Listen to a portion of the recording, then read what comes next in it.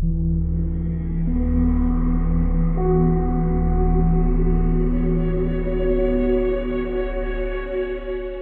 tal, amigos? ¿Os imagináis un mundo sin dinero físico? ¿Os imagináis que todo dependa del móvil, de la tarjeta y de todo eso que parece que viene?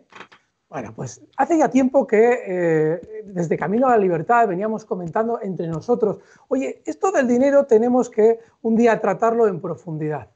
Y la semana pasada Alejandro, el jefe, Alejandro Villalba, nos dijo, quieto todo el mundo. He visto yo en Debates Abiertos Televisión, id allí a verlo también porque tienen un montón de programas interesantísimos, he visto yo un fenómeno, tal Héctor Martín Barahona, que se sabe un montón de dinero.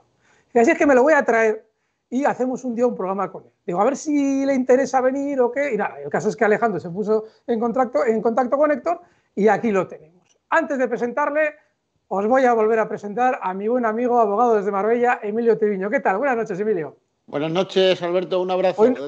Hoy nos toca hablar de dinerito.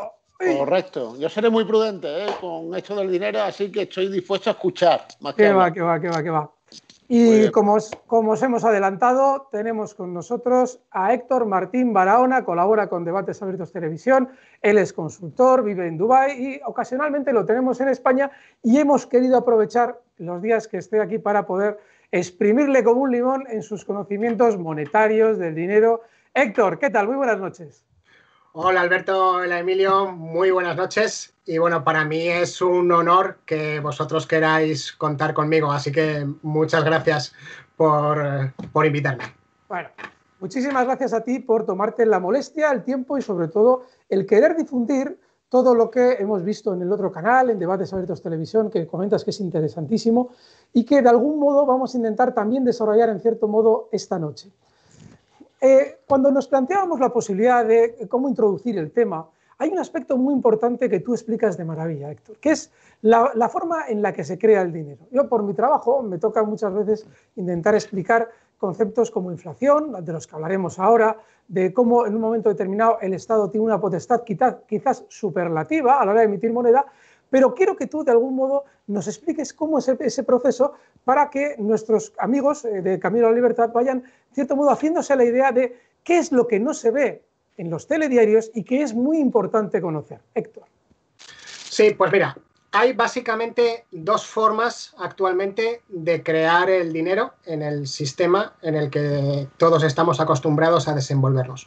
Uno es lo que yo llamo la creación primaria de dinero, que es simplemente el Estado necesita dinero y en lugar de pedírsela a los ciudadanos para que compren bonos o en lugar de pedírselo a los bancos comerciales que le den un crédito, lo que hace es que se lo pide al Banco Central.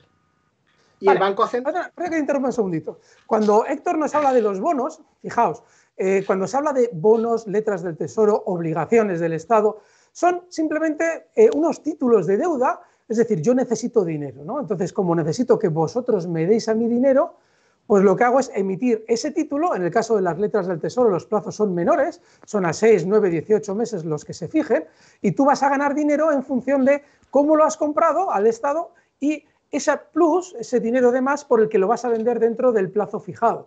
En el caso de los bonos, suelen ser a 3 a 5 años, yo lo que hago es emitir un bono, tú me das el dinero, me compras el bono a mí, y yo te voy dando un cupón anual a modo de intereses del bono que tú has comprado. Ese bono, llegado el caso, lo puedes transmitir. Eso es lo que es deuda pública. Y las obligaciones es lo mismo que el bono, pero a un plazo muy superior, 5 o 10 años.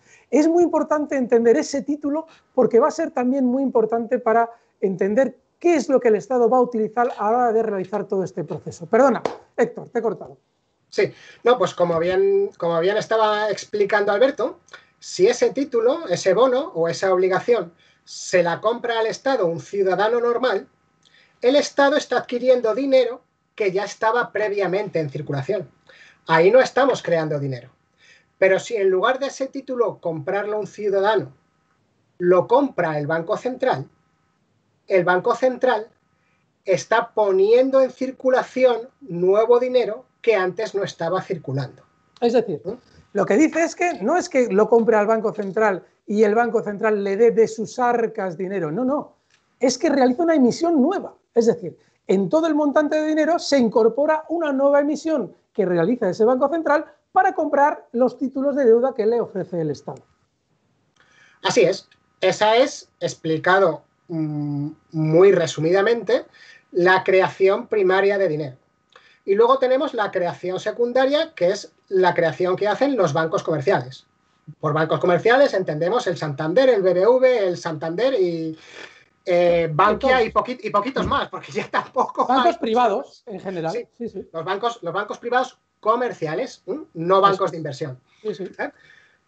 ¿Cómo funciona esta segunda creación de dinero? Pues imagínate, Alberto, que tú tienes 100.000 euros, ¡zas!, y los depositas en el banco. Y como los has depositado en el banco, tú puedes ir cuando quieras a retirarlos. Pero ¿qué hace el banco comercial con esos 100.000 euros que tú le has depositado? No los tiene ahí a tu disposición para que tú vayas cuando quieras. El banco lo que ha adquirido contigo es el compromiso de devolvértelos cuando tú pidas. Pero esos 100.000 euros que tú le has depositado, de esos 100.000 euros, el banco, por ejemplo, se va a quedar 2.000 y los 98.000 restantes los va a prestar, por ejemplo, a alguien que vaya a pedir una hipoteca. Fijaos, de tal manera. Lo que está contando Héctor es clave porque alguien dirá, pero bueno, ¿y si yo voy a por mi dinero? Fijaos, hasta ahora, por la experiencia de los bancos a lo largo de los siglos, conocen que normalmente todos los ciudadanos no van a la vez a la ventanilla a extraer su dinero. Y de esa observación histórica, llegará un momento en el que dijeron, bueno, pues si no vienen todos a la vez, quizás yo lo que pueda es, en lugar de prestar los 100.000 euros que ha metido Alberto, igual en un momento determinado puedo buscar la fórmula de prestar algo más. Y eso es lo que está explicando Héctor. Perdona. Sí.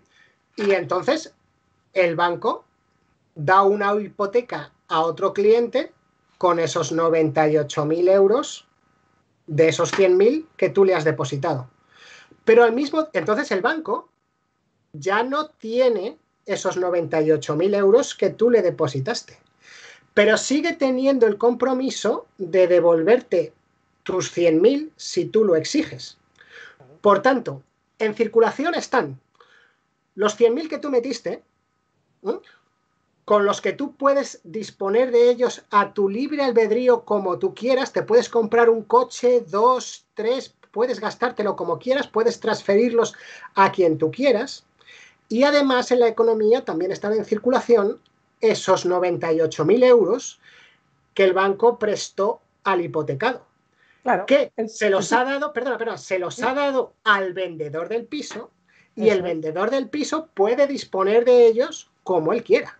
Claro, el truco está en que no lo hacemos efectivo, es un apunte, con lo cual, si no vamos a intentar buscar nuestro dinero en metálico, lo que está sucediendo es que ese dinero, como bien nos cuenta Héctor, dices, no, ya no son 100.000 euros, son 198.000. Tus 100.000, que cuando tú compras el coche haces la transferencia, no sacas el dinero para llevarlo, no, haces la transferencia, con lo cual tú tienes disponible el dinero de manera electrónica. Pero es que además, en todo el circuito de dinero ya hay 198.000 euros creados de los 100.000 iniciales que tú tenías. Perdona. Así es. De tal manera que ha pasado de haber, como bien explicabas, 100.000 euros en circulación a haber 198.000. Y esto, aunque en el corto plazo en la economía pueda tener efectos que parecen buenos, en el medio y largo plazo tiene unos efectos terribles. Tanto la creación primaria de dinero por el Banco Central que comentábamos antes, como la multiplicación por medio de la reserva fraccionaria que acabamos de explicar. Y esos efectos son, por un lado, la inflación, que al final siempre acaba empobreciendo a la población. Eso es. Y en segundo lugar, el segundo efecto es la generación de crisis cíclicas en la economía. Tal cual. Fijaos. Ninguna de las dos cosas ocurrirían si no se pudiera crear dinero de la nada y existiera un sistema monetario con un determinado patrón. Claro, lo que sucede es que, fijaos, antes lo comentábamos un poquito antes de empezar, y es una de las mayores aberraciones en el mundo de la comunicación de los últimos años dentro del ámbito de la economía. Yo me sorprendí hace años cuando en las tertulias económicas yo me encontraba con economistas de carrera que hablaban de la inflación como un fenómeno positivo. Es decir, es necesario inflación para que la economía funcione bien. Claro, ¿qué es lo que le pasa a ese economista? Que identifica inflación con crecimiento de los precios. Sin embargo, la inflación, no sé si Héctor lo quieres explicar tú, lo que es realmente el fenómeno de la inflación, y nos lo va a explicar ahora Héctor, porque es un fenómeno terrible, es aberrante y es sobre todo, como él bien ha dicho, empobrece al ciudadano sí o sí. Ya veo que me vas a exprimir, pero bien. Como un limón. Según la Escuela Austríaca de Economía, que es la escuela de economía de la que yo he aprendido lo máximo que sé de economía, la inflación no es tanto el incremento del nivel de precios como la disminución del poder adquisitivo del dinero. Eso es lo que hace, por eso comentábamos antes, que uno de los efectos que produce la creación del dinero, decíamos que uno de los efectos es la inflación, que hace que 100 euros hoy tengan más valor que 100 euros mañana. Porque como el dinero va poco a poco perdiendo valor, tú hoy con 100 euros puedes comprar más cosas de las que vas a poder comprar con 100 euros al año que viene. Y además, entonces el dinero no cumple una de sus funciones básicas que tiene que cumplir, que es la de ser reserva de valor. exacto. Eso es lo que hace que el gran von Mises a estos sistemas monetarios los llamara sustitutos del dinero, no verdaderamente dinero. Exacto. De hecho, fijaos, el fenómeno de depreciación del dinero se produce porque según esa emisión de moneda de la nada a la que hace referencia Héctor entra en el sistema, lógicamente los precios suben. Es decir, si tenemos unas mismas unidades monetarias para unos mismos bienes, no hay ningún problema, pero cuando tú aumentas las unidades monetarias, el precio de esos bienes aumenta. ¿Qué es lo que ocurre? Que todos los sistemas o mecanismos para hacer subir el poder adquisitivo del ciudadano, es decir, el IPC para que te suban el sueldo a final de mes, no funcionan de una manera efectiva. Es decir, te dicen que el pollo, el no sé qué y el tal ha subido un 1%, cuando en realidad la emisión de moneda se ha aumentado el flujo monetario, es decir, la cantidad de monedas a las que hacía ahora mismo referencia Héctor, ha aumentado, imaginemos, un 3%, lo que significa que si a ti te suben el sueldo un 1% porque el IPC es del 1%, lo que te está sucediendo es que en realidad estás perdiendo el 2% del nivel adquisitivo de tu dinero. El 3% de lo que se ha emitido de más de moneda menos el 1%, que es lo que te han subido el sueldo, a ti te da la sensación de que te han subido el sueldo cuando en realidad la economía te lo ha rebajado en un 2%. Héctor. Sí, muy bien visto, Alberto, porque el IPC, el índice de precios al consumo, no es una medida que mida el 100% de todo lo que se gasta una familia su dinero. El IPC depende del precio de los alimentos, del precio de los carburantes, del precio de la energía, pero también hay otros lugares en los que una familia aloca el dinero cuyo cambio en precio no está tenido en cuenta en el IPC. No están, por ejemplo, los distintos productos de ahorro. Por ejemplo, y tú de eso sabes muchísimo más que yo, las acciones.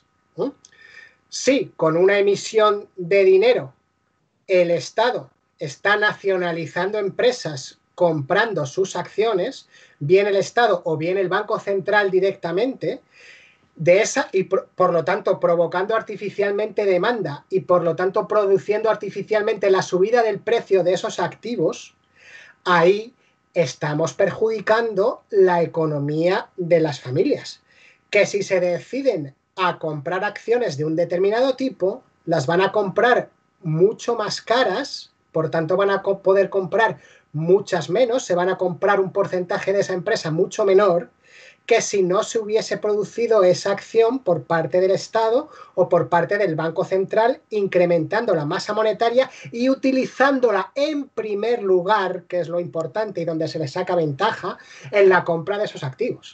Claro, el hecho de que el Estado pueda utilizarlo en primer lugar, que ahí es donde dice Héctor saca ventaja, se debe a que cuando el Estado compra de primera mano, es decir, tiene dinero nuevo que no ha entrado todavía en la economía, se aprovecha de unos precios antes de ese fenómeno de inflación del que hablamos, porque va a ser ese dinero cuando entre en el sistema, cuando se haya realizado la operación, el que produzca la inflación, con lo cual el ciudadano siempre se encuentra en desventaja con respecto a esa emisión de dinero. Si además, ahora ya esto lo introduzco yo, si a toda esa economía de inversión a la que hace referencia Héctor unimos unos bajos tipos de interés, nos encontramos que el ciudadano no tiene posibilidad de realizar inversiones que no tengan un riesgo muy alto. Si no tienes ese riesgo alto, no puedes, de alguna manera, obtener una rentabilidad con tu dinero. Con lo cual se produce un flujo de dinero excesivo sin ningún tipo de producción económica. Sí, es decir, se producen unas inversiones que son fruto de la creación de ese nuevo dinero, eso es, pero que no vienen de un ahorro previo que se haya producido en la economía. Y ahí es donde estamos colocando el germen de la próxima crisis económica, que vendrá, que por mucho que se intente, retrasar, que por mucho que se intente laminar, si seguimos con este sistema monetario, volverá a venir. A lo que juega el gobernante es a que no me pille a mí. Eso es.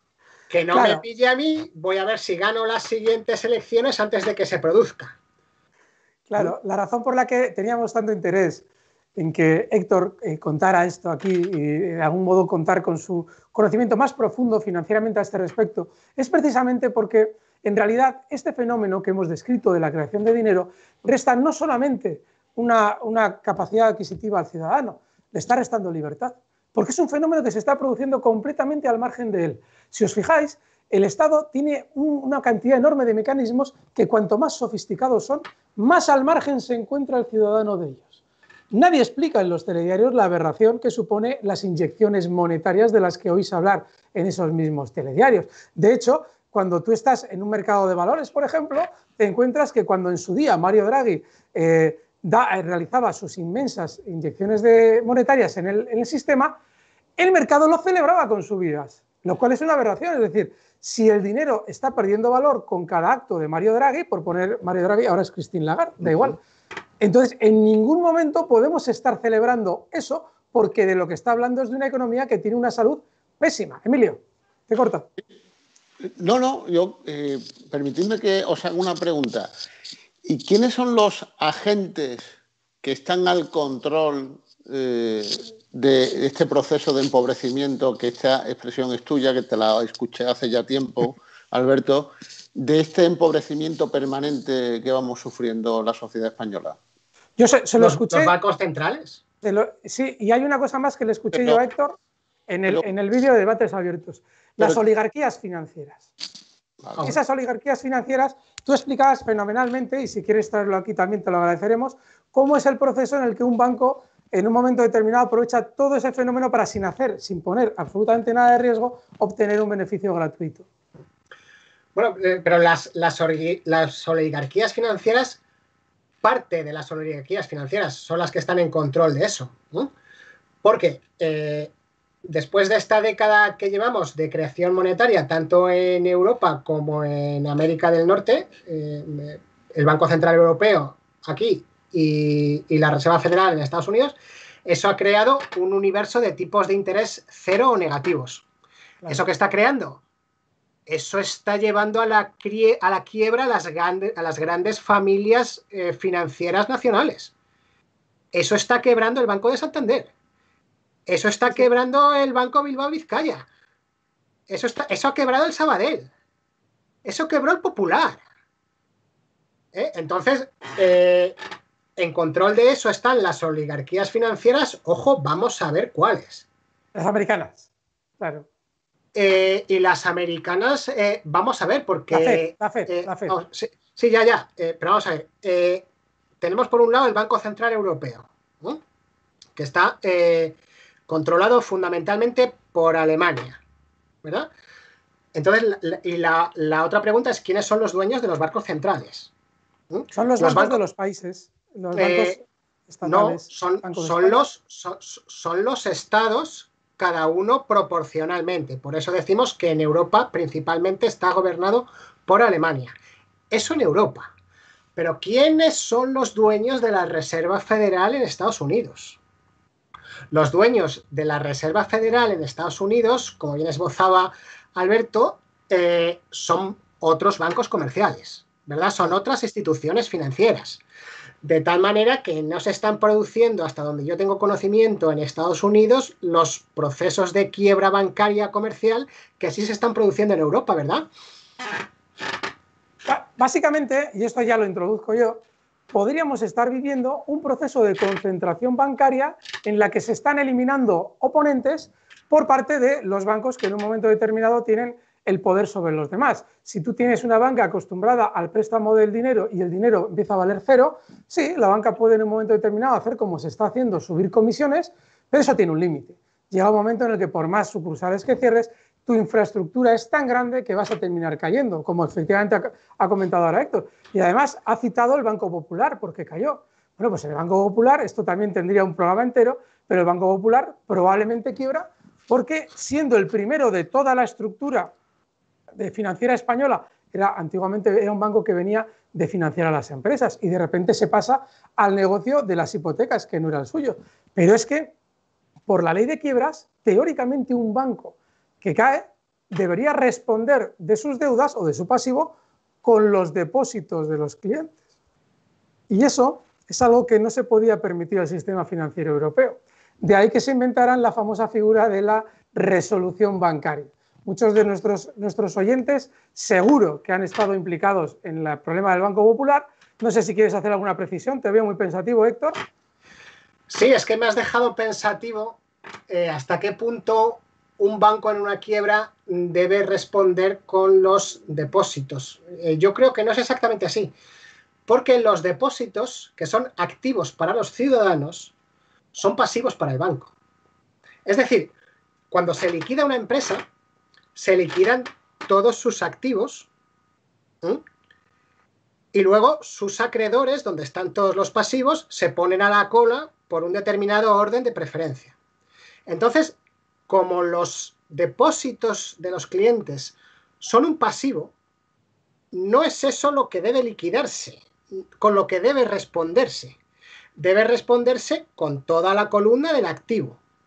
Salvo que no hubiera dinero. Con acciones que tenga el banco, con edificios, con terrenos, con casas embargadas, con créditos que haya dado, que esos sí son activos del banco, pero no formalmente con los depósitos. Otra cosa es que con todos los activos que tenga el banco no pueda responder a todos sus pasivos, a todos sus depósitos, ¿vale? Pero por ser conceptualmente puros, ¿vale?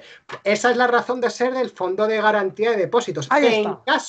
En caso de que el banco, vendiendo todos sus activos, sus edificios, sus terrenos, sus créditos, etcétera, no pueda responder a todos sus pasivos, empezando por sus depósitos, que son los que primero están en la cola, los bonistas, los accionistas, de esos ya ni hablamos. Para eso, para lo que está creado el banco, el Fondo de Garantía de Depósitos, hasta 100.000 euros por persona y banco. Pero en caso de que tampoco fuese necesario, por eso se hacen luego estos trucos de, no, mire, usted tenía 100.000 acciones del Banco Popular que ayer valían $500.000 de euros, pero resulta que recién amanecido hoy usted ya no las tiene. ¿Y qué ha pasado por medio? Pues mire usted que esto estaba muy mal, ¿vale? Y para proteger a nuestros ciudadanos resulta que usted ya no es propietario de este $500.000 de euros que usted tenía ayer. Lo siento mucho, buenas tardes, váyase a la comisaría si quiere poner una denuncia. Al maestro armero. Cierre por fuera, por favor. Bueno, y una vez que ya de algún modo Héctor nos ha expuesto cómo se crea ese dinero y la influencia que tiene en la economía con ese fenómeno de empobrecimiento del ciudadano vía inflación, ahora introducimos un nuevo factor, que es uno de los temas principales, que es la creación de las monedas digitales.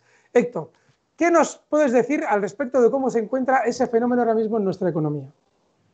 Pues mira, lo que te puedo decir es que la mayor parte del dinero que ya existe actualmente ya es digital. Claro. Ya casi nosotros no usamos el efectivo, ¿no? pagamos todo con tarjeta o con el móvil. Cuando tú vas a comprarte un piso, no pasan los billetes por allí, por la notaría físicamente. Que seas un defraudador. Porque cuando compras un piso, cuando compras un piso se produce un fenómeno de que el banco primero te da una hipoteca. Después esa hipoteca que te ha dado, ese dinero el banco te lo quita para dárselo al vendedor. Pero ese flujo de billetes no se produce en la notaría. Es un flujo por entero digital.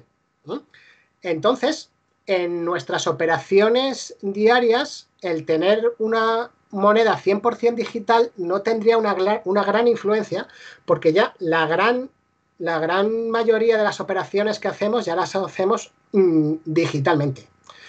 Sí tendría influencia en lo que es la implantación de los tipos negativos. Y no sé si vosotros dos queréis hablar ahora algo de eso o no. A mí me parece la parte fuerte que Héctor ha propuesto. Emilio, ¿tú qué tienes qué te parece? Lo que apunte Héctor, por relevancia, Héctor, lo que te parezca más interesante. Sí. No, pues si queréis lo explico yo. Sí, por favor. Vale, hemos hablado que esto de la creación monetaria nos lleva a un mundo de tipos de interés negativos, ¿no? Y siempre estamos escuchando en las noticias en que el Banco Central Europeo aplica un tipo negativo a los bancos comerciales que tienen el dinero guardado en su cuenta. Vale. Y esto, de momento, no puede ser trasladado por los bancos comerciales al ciudadano. Es decir, ya estamos en cero. Por tener tu dinero en la cuenta, el banco te da 0 de interés. Tú tienes 100 euros hoy en tu cuenta, los dejas ahí, y si no te cobran comisiones ni gastos, al cabo de un año tú tienes esos 100 euros. Pero el interés, cuando viene la liquidación de la cuenta, es 0. Pero no puede bajar de ahí, porque en el momento en que baje de ahí, tú vas al banco, por favor, deme los papelitos que me los llevo a meterlos debajo del colchón. Claro. El que existan los papelitos todavía, eso hace que los tipos de interés 0 no pueden ser trasladados por el banco comercial al ciudadano. Pero si pasásemos a un sistema 100% digital y eliminásemos el efectivo, el banco sí podría aplicarte un tipo de interés negativo y tú no podrías ir al banco a retirar tu papel. Porque ya Como no existe. mucho podrías elegir en qué banco lo tienes o en qué país lo tienes, que esa es otra, que ahí viene lo gordo, ¿no? Joder, fijaos lo que está explicando, qué importante es lo que está explicando Héctor. Tremendo. Es una forma de esclavitud. Es una forma de esclavitud impuesta, en la que tú no puedes hacer nada, porque alguien diría, no, lo que ha dicho Héctor, no, es que si no me das dinero lo saco.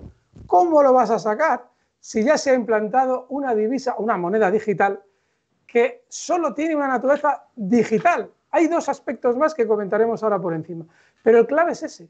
En el momento en el que eso se imponga como obligatorio, ya nada depende del ciudadano.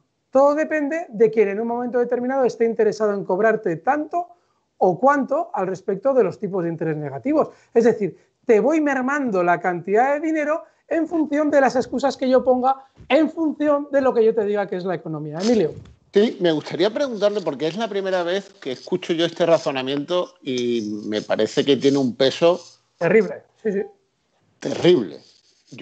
Héctor, ¿esto está publicado en algún sitio? ¿Lo has leído publicado o lo tienen silenciado? Porque es la primera vez que leo yo, o que escucho, mejor dicho, este razonamiento. Pues mira, esto en los libros de finance y en los libros de banking que yo he estudiado no viene, porque todos los libros suelen estudiar un contexto de tipos de interés normales, es decir, positivos. Este mundo en el que estamos, esto contradice 5.000 años de historia de las finanzas. Contradice hasta el Deuteronomio, vamos. Entonces, sí se empiezan a escuchar algunas voces cuando se está hablando este año de moneda 100% digital, que eso sí implicaría la desaparición del efectivo, implicaría el que se pudieran aplicar tipos negativos en las cuentas, en los depósitos bancarios al ciudadano. ¿no? De todas formas, pero no hay textos formales como tal, por lo menos que yo conozca, aunque no lo he preparado específicamente para este programa, que hablen de este fenómeno. Entonces, ahora, si quieres, podemos hablar de qué consecuencias traería esto, ¿no? Y vamos a ver, y si quieres otro día las ponemos por escrito. Hay algo muy importante, no hay obras porque la técnica ha avanzado a tal velocidad que no ha dado tiempo a desarrollar los efectos de ese fundamento. Si tenemos 5.000 años, por poner un número, de que el dinero valga algo, no estamos metidos todavía en la situación que de repente la tecnología sí nos ha permitido meternos. En cosa de 30, 40 años ya se puede tener un dinero que es un bit o los que sean, pero es un impulso magnético y no es algo contante sonante y mucho menos un dinero vinculado a un patrón, como era en su época el oro. Con lo cual es normal que no haya una doctrina o no haya un conocimiento desarrollado todavía. Sin embargo, perdona. Sí, pero Alberto, déjame que te plantee lo siguiente. Es que yo estoy habituado a oír bondades claro. Del dinero electrónico. Joder, claro, que porque... es barato, que si es mucho más seguro, que si es mucho más rápido, o sea, pero es que a mí lo que me interesa es ilustrarme de las consecuencias que puede tener en contra, porque pues lo evidente ya lo estoy viendo yo. Claro, es que si estamos hablando en este camino de la libertad, de que el individuo tiene que tener una libertad en X aspectos, lo que plantea Héctor, que para mí es totalmente factible y tiene toda la lógica del mundo, yo no lo había pensado, me alegro un montón de tener a la primera persona que he oído yo en mi vida que lo cuenta. Sí, para mí es... O sea, eso es un privilegio. Y lo que te está planteando es lo que el siguiente paso en todo ese proceso. ¿Y qué implica? Pues todavía una restricción mucho mayor de la libertad del ciudadano. Es algo terrible, pero es cierto, es como lo cuenta. No, es evidente. Y no está en los libros, pero no está en los libros porque se plantean escenarios que eran implanteables hace 50 años, como eran tipos de interés negativos y luego encima la tecnología, cómo ha avanzado hasta el punto de poder convertir cualquier activo en un puñetero bit. Emilio, es que es terrible. Sí. Perdona, Héctor. Sí. No, entonces, si os parece, podemos hablar de qué puede pasar. O sea, yo aquí no me atrevo a decir qué va a pasar, sino qué puede o qué podría pasar si esto se llega a implementar, ¿no? Aparte de que aumenta la trazabilidad y la facilidad para el fisco, que eso lo sabemos, eso creo que está claro, ¿no? Pero, claro, si aquí nos implantan tipos de interés negativos a los depósitos, yo, por ejemplo, ¿qué puedo hacer? Por ejemplo, llevarme el dinero al Reino Unido o llevarme el dinero a Estados Unidos, a no ser que me lo impidan por ley. Estás diciendo que no, Alberto. No puedes por una razón, porque tú además lo planteas también, nos lo planteabas también en ese guioncito, decías, oye, y si en un momento determinado, o se me ha ocurrido según te leía yo a ti antes, si en un momento determinado ya llega un momento en el que si tú te vas a llevar el dinero a Reino Unido, yo lo que hago es llegar a un acuerdo con Reino Unido para que todos manejemos una política de intereses, de tipos de interés totalmente uniforme, con lo cual solo te quedaría teóricamente un paraíso fiscal con los riesgos que eso supone. ¿Vale? Es decir, es que tu planteamiento es tan interesante y da tanto juego, y es más, desvela lo que realmente es el sistema financiero. ¿Es ese continuo esclavismo financiero del ciudadano? Bueno, pues se remataría con una armonización, lo llamarían así, armonización para que todo el mundo le suene bien, armonización de tipos de interés en el que todos los estados suficientemente importantes como para acoger moneda tengan un tipo de interés muy similar para que nadie se lleve lo de los demás. Perdona. Sí, eso es correcto, pero eso aplica más si estamos hablando de llevarnos el dinero de España a Portugal o de España a Francia o de España a Alemania. ¿Qué pasa si nos llevamos el dinero de España a Reino Unido, donde hay un banco central diferente? Y si bien hemos dicho que los dueños del Banco Central Europeo son los estados europeos, el dueño del Banco de Inglaterra y propietario de la única acción del capital social del Banco de Inglaterra es el gobierno británico. Entonces, ¿qué pasa si el gobierno británico quiere seguir una política de atracción de capitales? Y si en Europa te ponen un interés del menos 1% y llega el Banco de Inglaterra y te dice, bueno, yo te lo dejo en cero. Guerra. ven, Guerra, Héctor, guerra. ven, y bueno, ya veríamos. Guerra. ¿Y si, guerra. y si es Estados Unidos el que hace eso? No, si lo hace Estados Unidos, el proceso se paraliza. Si es que realmente quien va a implementar, quien lleva la voz cantante y probablemente la batuta en todos esos procesos que tú has descrito, es el país que en su día acogió a las empresas que han hecho crearse el dinero digital, como es Visa, Mastercard. Es decir, quienes realmente están interesados en implementar el proceso que comentas, que a mí me parece súper interesante lo que nos has contado, son justo esos 13 bancos privados que conforman la FED, la Reserva Federal, porque en un momento determinado a ellos les da la prerrogativa de decidir sobre la economía mundial. Es decir, no solamente sobre el tráfico de materias primas, sino también sobre el propio valor de con qué compras las materias primas. Es una locura, claro. Sí, sí. Y bueno, no es esta la única opción de lo que podría pasar en un universo de tipos de interés negativo, ¿no? O sea, si yo tengo por un lado ahorros y por otro lado tengo una hipoteca, si el banco me empieza a cobrar por tener el dinero en el banco, a lo mejor me interesa más amortizar hipoteca. Ya te estoy viendo, claro. ¿Vale? Porque yo, por ejemplo, solamente pido una hipoteca cuando tengo suficiente dinero en el banco para poder amortizarla, si no, no la pido. Porque yo no me chupo el dedo. Claro. ¿Vale? Y hago eso porque me interesa tener el dinero en el banco. Si me deja de interesar, a lo mejor amortizo la hipoteca. Bien, y atentos porque las implicaciones que puede tener eliminar la deuda en el mundo son terribles, porque si damos por hecho que no hay suficiente dinero, como antes ha explicado Héctor, vamos a ver, si con 100.000 euros el banco se queda con 2.000 y presta 98.000, ese individuo que ha recibido el dinero mete el dinero en otro banco. Ese otro banco hay un depósito de 98.000, de los cuales puede hacer una jugada muy parecida, es decir, me quedo con 2.000 y presto otros 96.000. Es decir, ¿qué sucedería si todos pagamos nuestras deudas? ¿Qué sucedería si todos sacamos nuestro dinero del banco, pero no para llevárnoslo a casa porque ya no podríamos, sino para comprar cosas? Claro. Es decir, estos 100.000 euros que tengo en el banco, si me cobran un 1% al año, mira, voy a comprarme este piso y a lo mejor consigo una rentabilidad del alquiler del 5%, que no me había decidido hacerlo porque era muy riesgoso, pero ahora resulta es que es riesgoso de todas formas, porque aunque no haga nada estoy perdiendo dinero. Entonces voy a comprarme este piso. ¿Qué pasaría con la demanda del real estate? Perdón por el anglicismo, con la demanda del inmobiliario. Es que me sale mucho mejor real estate. Sí, se dispararía. Se dispararía. Claro. Por ejemplo, de hecho, a lo mejor voy a meterlo a la bolsa. ¿Qué pasaría con los precios de las acciones? Es que lo que tú estás describiendo se está viviendo ya. Es decir, como el ahorrador medio que no tiene dinero para comprarse un inmueble quiere obtener una rentabilidad que no le está dando el banco, se arriesga en un mundo que no conoce como es el de la bolsa, porque es tan líquido y tan inmediato que te permite arriesgarte a la oportunidad de obtener una rentabilidad sin ser del todo consciente de cuáles son los peligros que conlleva. Es decir, esa parte, la de la bolsa, se está viendo ya, además, tal cual lo comentas.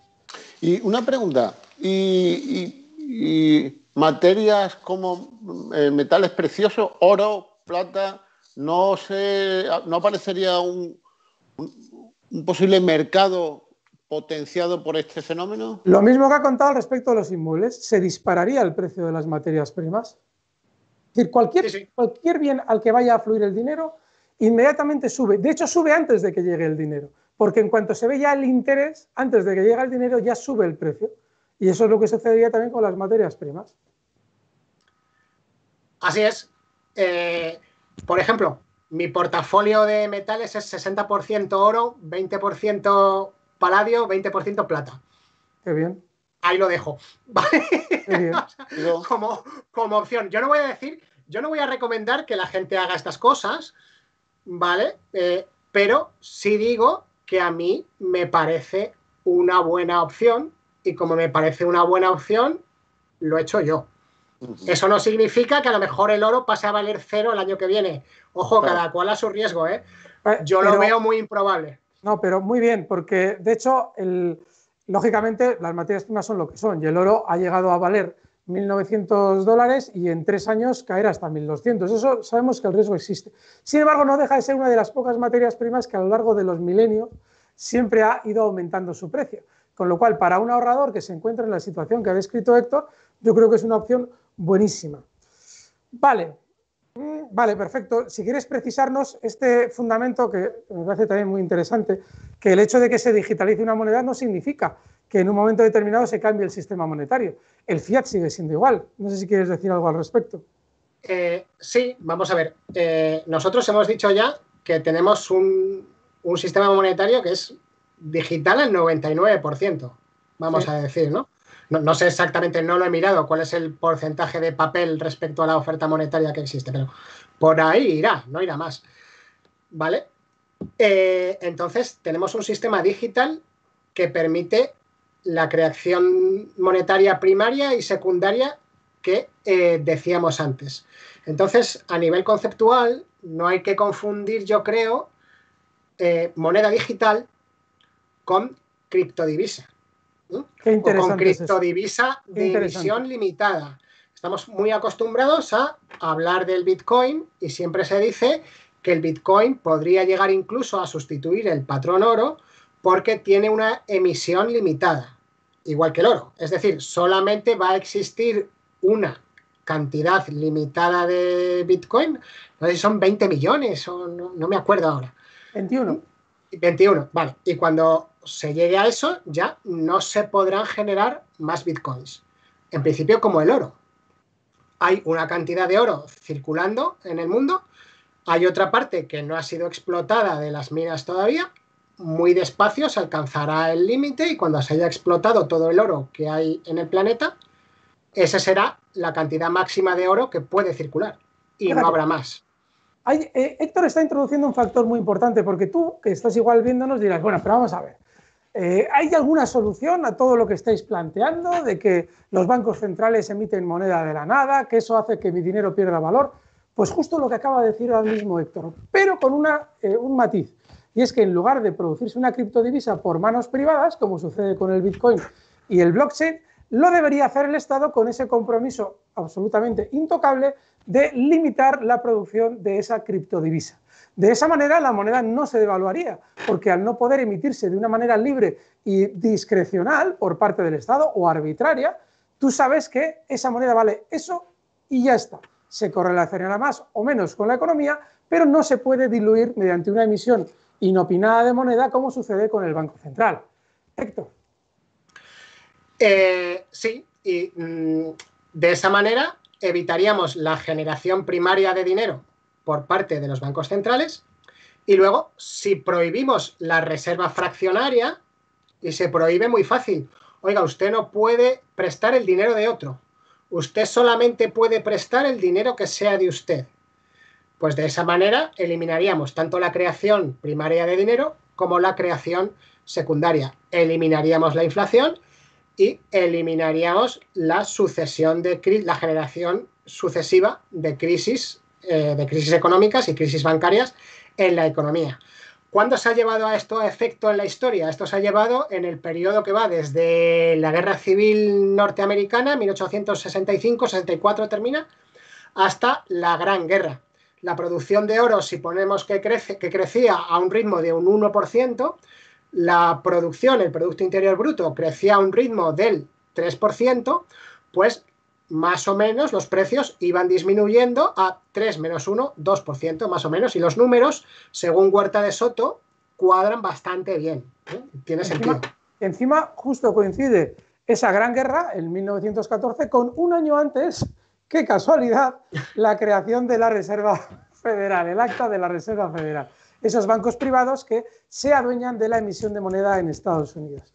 Qué bueno. Oye, qué maravilla el poder tener esta información de primera mano. Emilio, qué suerte tenemos, ¿verdad? Sí, buenísima, buenísima. Qué exposición, Héctor, qué exposición. Sí, nada. Muy buena. Oye, ¿qué más cosillas? Digo, porque si no, vamos ya dando paso, porque yo creo que ya llevaremos, no sé, 40 minutos. No sé si Alejandro nos ha puesto aquí la chuleta. ¿Pero hay alguna cosilla más que queráis comentar a este respecto? Yo tengo una idea. Perdona, no, sí. Veréis, yo una idea que lanzo,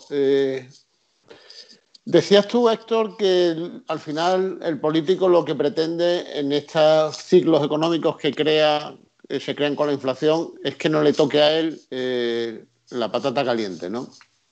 Entonces, hemos hablado de los bancos, grandes bancos, que tienen la capacidad de manejar los bancos centrales, pero entonces, los gobiernos políticos, ¿qué peso tienen en esto, Héctor? ¿Tienen una capacidad de oponerse a estas medidas? ¿Influyen o no influyen? Vamos a ver, antes de la creación del euro, el Banco Central de cada país estaba controlado por el gobierno de cada país. Eso es lo que le permitió pues, a Felipe González, por ejemplo, devaluar la peseta 3 veces, si no recuerdo mal. ¿Vale? Lo que ha pasado con el euro es que los países han entregado esa soberanía monetaria al conjunto de todos los países de la zona euro de una manera proporcional a su Producto Interior Bruto. Entonces, no ha cambiado el sistema monetario, ¿no? Pero además cada país por sí mismo no tiene el control de ese sistema. Entonces tenemos todos los inconvenientes y ninguna ventaja, porque antes teníamos también los inconvenientes de inflación y los inconvenientes de las crisis cíclicas, igual que ahora. Pero antes tu propio gobierno, al que tú podías votar, sin entrar aquí en temas de teoría política, eso lo controlaba tu gobierno, al que tú, en cierto modo, sin entrar en la oligarquía de partidos ni nada, podías quitar y poner, ¿vale? Pero es que ahora ni siquiera puedes hacer eso. Porque la Comisión Europea, tú como ciudadano, aunque votes en las elecciones europeas, solamente votas un parlamento y a la Comisión Europea no la puedes ni quitar ni poner. Por tanto, si ya estábamos mal, hemos empeorado todavía mucho más. Y yo añadiría una cosa, añado una cosa a la que dice Héctor, que todavía se ha empeorado mucho más si no eres un país de los importantes. Es decir, Alemania, bueno, sí, que es la que más Producto Interior Bruto tiene en Europa, tiene una economía muy diferente a la española. Es decir, ellos sobre todo viven de vender productos manufacturados. Es decir, tú tienes una construcción de coches y tienes una industria muy distinta a la española que sobre todo ha basado su economía en el turismo y en un tipo de economía totalmente diferente. Si a eso le añades que tanto Alemania como España tienen diferentes sistemas tributarios, es decir, diferentes impuestos, si la emisión de tu moneda la lleva a cabo un país cuya economía es muy diferente a la tuya, corres el riesgo, como es en España, de todavía empobrecerte mucho más por haber cedido tu soberanía monetaria.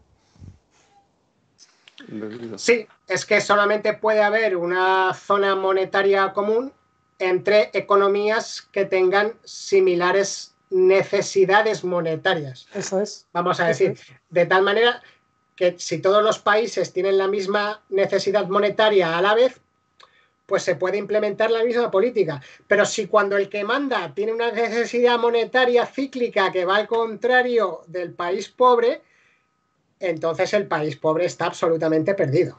Claro, ahí está la clave.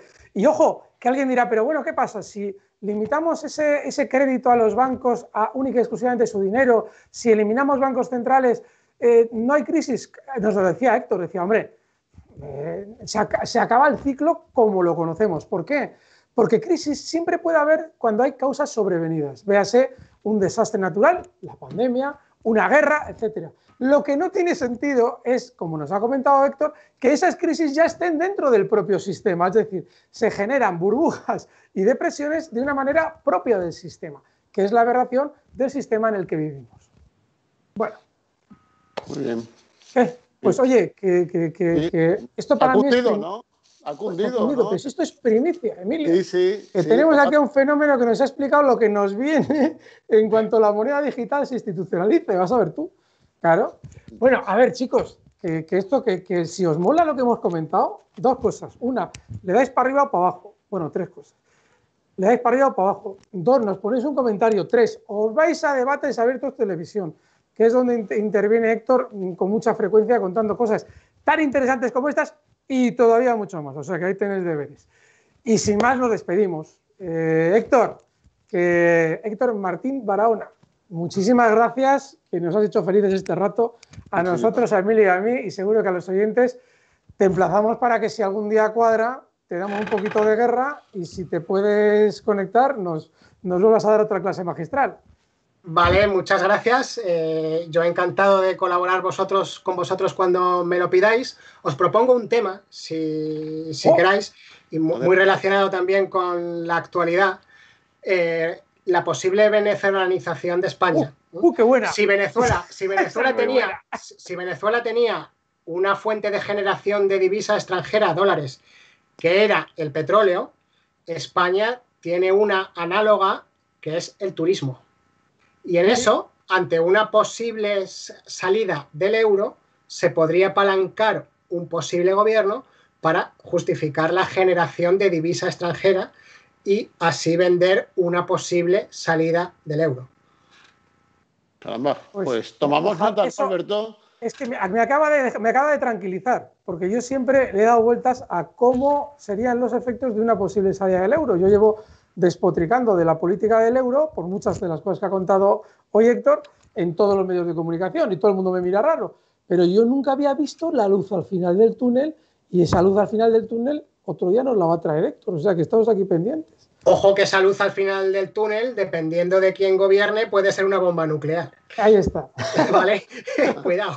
Pues nada, Héctor, que muchísimas gracias, que te esperamos en otra ocasión y claro que ha sido un placer tenerte aquí. Muchas gracias, Héctor. Muchas gracias a vosotros. Y a ti, Emilio, que hay que ver lo que hemos aprendido hoy, ¿eh? Lo que es traer gente que sabe aquí, ¿eh? Lo que es traer gente que sabe. Sí, además, te voy a decir una cosa, subrayo las contras del tema que planteaba él sobre la cuestión del interés negativo en la moneda electrónica. Terrible. Tremendo, ¿no? Terrible.